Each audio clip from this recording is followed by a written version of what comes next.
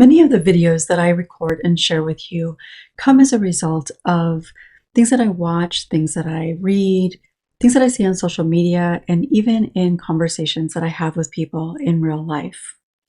And today I want to talk a little bit about a video that I recently saw that I know if people are watching it, it could have an impact.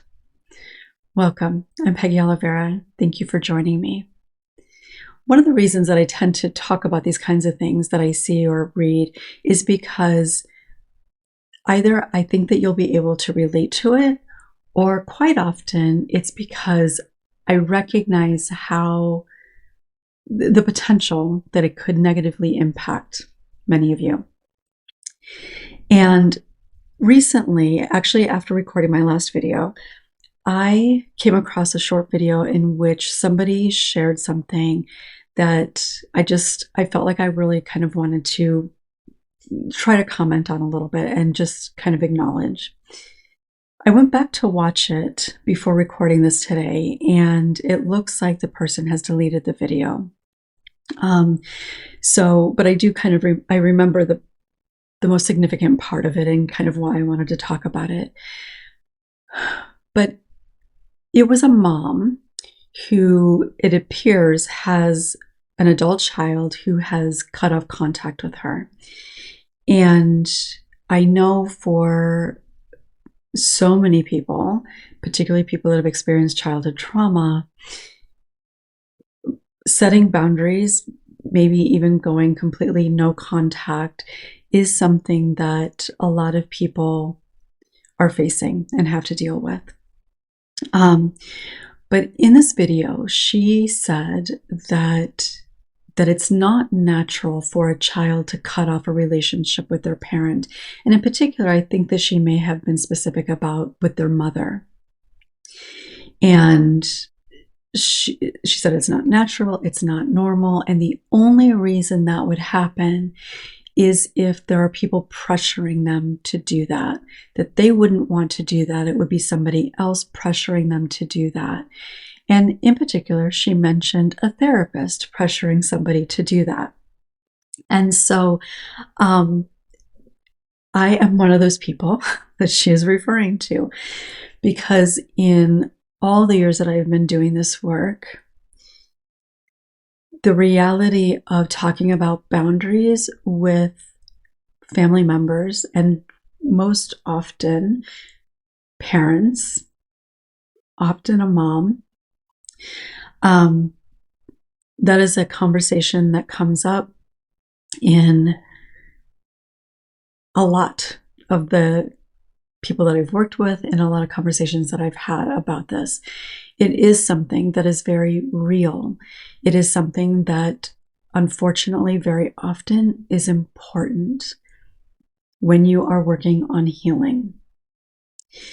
And so I wanted to talk about this because that idea of only if they're pressured by a therapist or somebody else, and sure, there could be some other people that are pressuring somebody, or that a parent might perceive as pressuring. Or in all reality, there might be people who do pressure people to end relationships. But why does that happen? It's not natural for an average person to want to pressure somebody to end a relationship with their parent.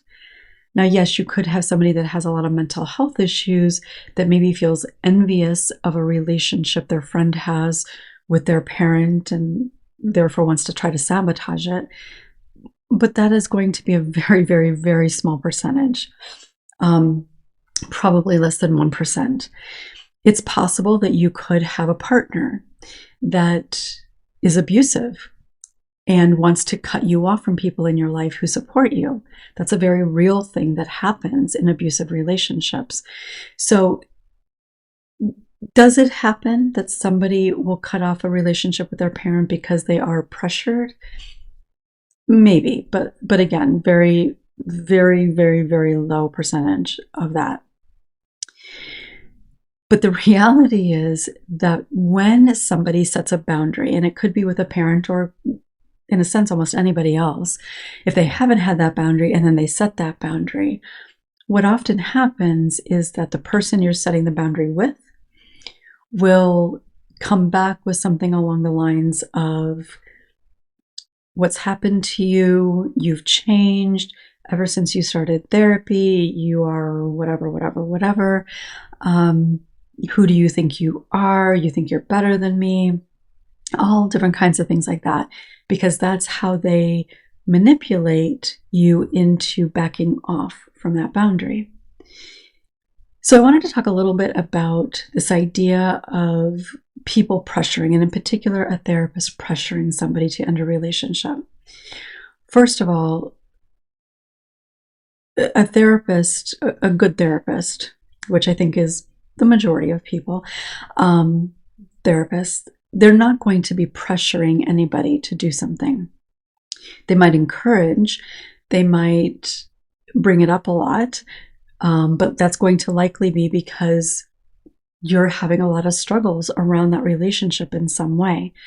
So yes, that could be the case, but they're likely not saying, you need to end this relationship, this is horrible, they don't love you, get out of this. They're not going to be saying that. And likely other people aren't going to be saying that to them either. So, but this idea of even suggesting that they're being pressured, so it's not theirs, it's not their idea, it's not their desire, they're doing it only because somebody else is telling them to. That's wrong. That is not the reality. And I get that as a parent, it feels so much better to believe that that would be the case. I get that. I am a parent. I fully understand that. But we're missing people who have difficulty accepting that. We're missing such an incredible opportunity to not only create healing for the relationship, but deepen the relationship, to expand the relationship. So I want to kind of talk about this in part because when I saw this, it was just shortly after recording the last video where I talked about how holding on to that hope is so difficult. And the reason that we hold on to that hope is because it is not natural for a child, any age, to cut off a relationship with their parent. That's why that hope exists, because it's not natural. And for somebody to get to that point where they're setting some sort of boundary in that relationship, whatever that boundary may be, whether it's just limiting how often you speak or what kinds of things you speak about, or potentially not having any contact whatsoever, that doesn't just pop up out of the blue. That comes typically from a pattern, from a often long history of things that have happened and not happened over time. And in my work over the years, through this healing process, one of the things, and this is probably the top two, that people struggle with when there is a relationship that they need to set some very clear and specific boundaries around. Being able to identify, set, and enforce those boundaries, one of the top two most challenging things to do throughout this healing journey. It's not easy. It's heartbreaking. It's painful. It can be devastating. There's so much grief that goes along with it. So she's right. It isn't natural. It's not normal. And I've heard people talk about how there's this like almost an epidemic of adult children blaming their parents for all these things and cutting off relationships. And I wouldn't agree that it's an epidemic. And the reality is, I think there are a lot more people who could benefit from having some pretty specific limits around a relationship with a parent or potentially other people. But the reason for that is because people are talking about things more. People are acknowledging hurt and pain. People are talking about what is healthy and what is not healthy in relationships. People are asking for their needs to be met. And when they're not, they're saying, okay, I value myself and this is an important thing to me. And if you're not willing to meet me in that, then I'm not willing to participate in this relationship. And that's not easy. It's still not easy, even if you are somebody who has been able to have pretty open and honest conversations and is always pretty aware of what you're feeling. Setting that limit is not easy, even with a friend. It's not easy. And when it comes to parents, it really can be an incredibly devastating thing to follow through on, or even potentially to consider doing. Like actually allowing yourself to consider the real possibility that I need to set this limit. I need to limit my contact, or I need to not be around this person. That is where so much heartbreak comes from people who are working on healing. And when I saw the video and I thought about a survivor watching this or other things like it, because apparently there are like different groups like on Facebook and stuff in which there are like estranged parents, and I'm glad that they have that. And I don't want to get off on a tangent here or go off in a different lane, but there are whole groups of people who are parents whose children have limited contact, and this is a thing that is happening more and more, but it isn't a phase. It's not some like new age sort of thing that all the kids are doing. Now, I'm not going to say that there isn't anybody who is just thinking, oh yeah, I think I want to do that. But that's not, again, that's not natural, right? That isn't something that an average person is going to do. Now, they might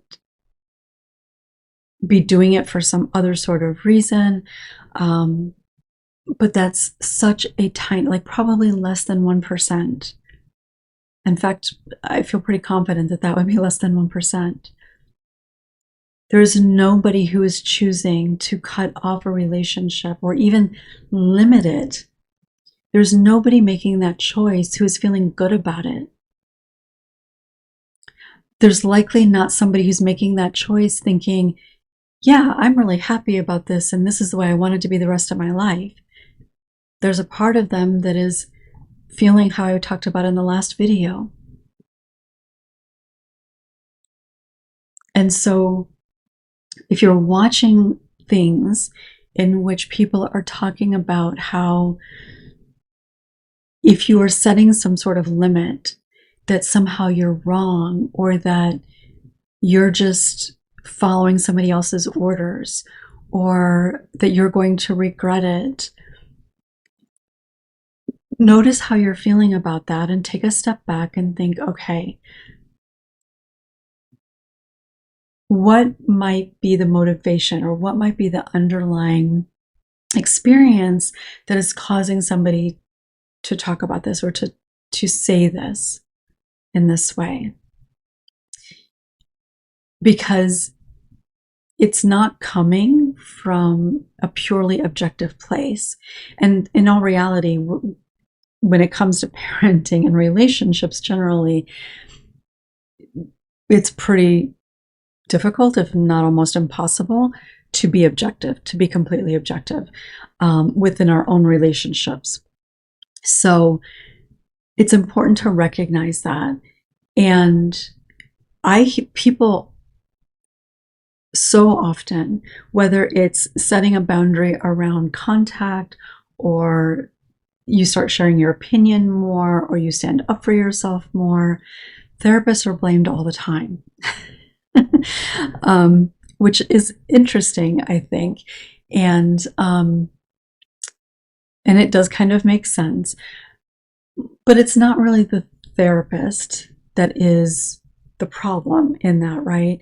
The problem is that when you're in therapy, hopefully you're healing. And as you are healing, you are recognizing what is important to you. You're recognizing what is healthy and what is not healthy. You're recognizing what you need.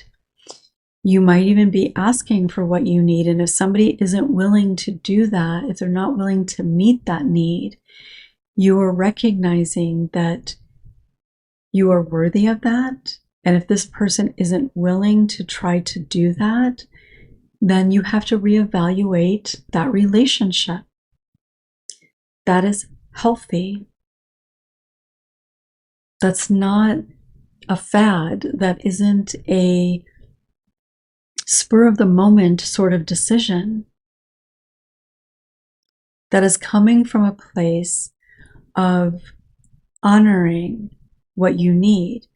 And I want to be clear too, that certainly in my experience and conversations that I've had and people that I've worked with, we're not talking about a parent who for a period of time paid more attention to one kid than the other, or a parent who was too strict, or a parent who was too lenient. We're not talking about regular types of parental mistakes, because every parent is going to make lots of mistakes. People don't choose to cut off relationships for those types of things. We're talking about a pattern, a history of behavior, of a lack of behavior that has had a real impact. And it's important, I think, whether you're a parent or whether you are the adult child, to recognize that. Because the people who are talking about it in sort of a flippant way, and people are just randomly making this decision, would suggest that you're not making a clear decision, that you're not making a choice that is coming from what your heart and your mind and your soul are really needing and deserve. So it's important to recognize that you don't just wake up one day and make this decision, right? This is coming from a pattern and a history. And I think the same would be true whether we're talking about a friendship or a partner, and even like a work relationship. Generally speaking, especially if you're an older millennial and older, things are going to be percolating for quite a long time before you get to a point where you're going to say, this is enough. So don't let the things that you're seeing cause you to question yourself.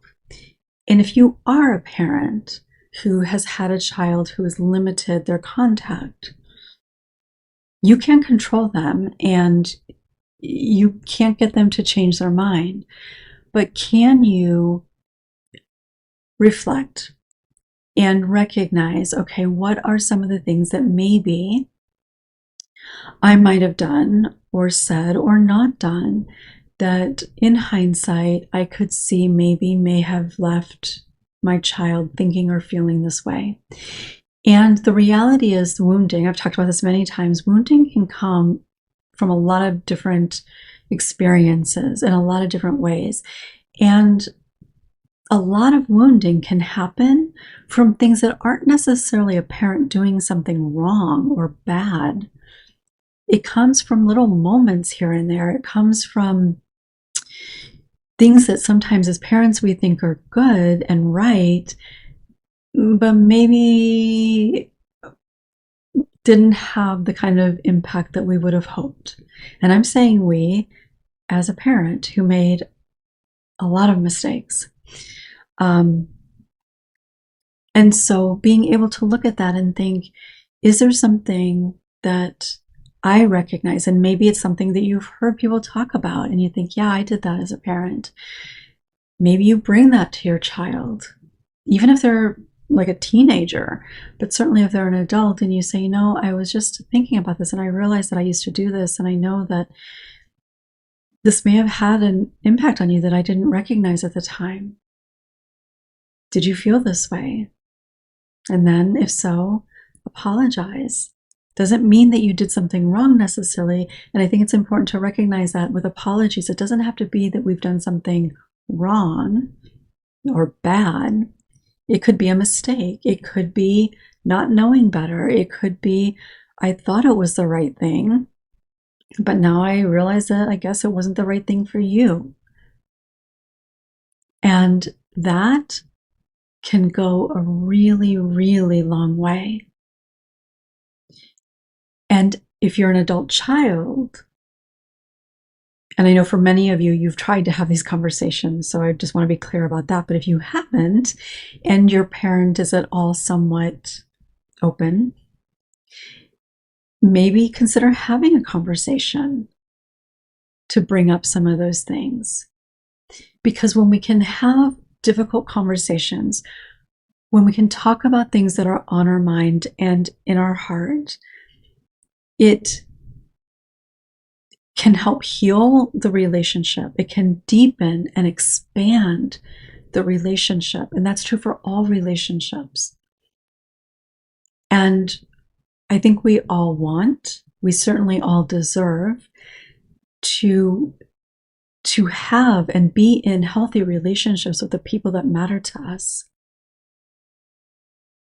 And while we can't control somebody else, and we could, with the very best intentions and the most appropriate way, bring something to somebody, and they're not ready, and they may push back very hard, very aggressively against that. We can't control that. We can only do what we can do. And I know that that can be painful when that happens. And in those circumstances, that is when you might evaluate, like, okay, I've tried. It wasn't a good response, and maybe you decide I'm not willing to do that again. Or maybe you decide I'll give it some time, give us both some time, and maybe try to revisit at another time. And if you feel like that's a struggle for you, actually kind of talking about that, maybe even doing a little bit of role playing in therapy, can actually be fairly helpful. Now, you're not going to be able to cover every scenario that could potentially happen, but you can talk about your expectations and your desires and what to do in the aftermath, whether it turns out well or not. But you can kind of talk about some of those things. But just across the board, the more we can have open conversations, the healthier we will be in our relationships, the healthier the relationships that we have will be, and the healthier the people in those relationships altogether will become. And the healthier each of us is in our relationships, the healthier our relationships are, the healthier our families, our communities, and our society becomes. And we all need that, always. Well, thank you for listening. I'd love to hear from you. What came up? Did you notice any sort of specific reaction happening in your body as you listened? There's no right or wrong. There's no easy way to navigate this. But don't let anybody tell you that you're wrong for wanting a boundary that is healthy. Don't let anybody tell you that you're wrong for taking care of yourself and choosing to be in relationships only in which people are respectful of you. We all deserve that. Thanks for being here. I look forward to seeing you next time.